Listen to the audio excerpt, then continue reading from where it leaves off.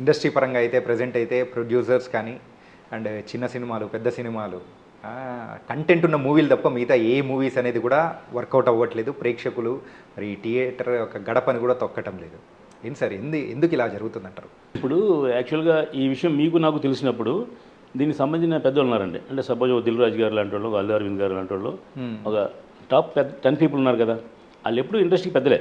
ఎందుకంటే వాళ్ళు గతంలో సూపర్ హిట్ సినిమాలు తీస్తున్నారు. వాళ్ళకి ప్రొడక్షన్ హౌస్ ఉంది, హీరోలు ఉన్నారు చేతిలో, డిస్ట్రిబ్యూషన్ ఉంది, ఫైనాన్షియల్గా అన్ని వెలాప్స్ చేసి ఉన్నారు కదా.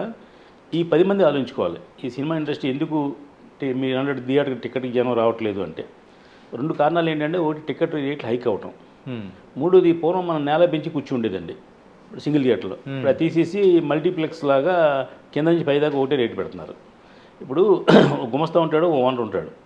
గుమస్తా ఓనర్ పక్కన కూర్చోలేరు కదా, కూర్చోలేదు. అందుకనే క్లాసిఫికేషన్ ఎందుకు చేశారంటే నేల బెంచి కూర్చొని ఏ స్థాయి వాళ్ళు ఆ స్థాయికి ఉంటారని ఉద్దేశంతో.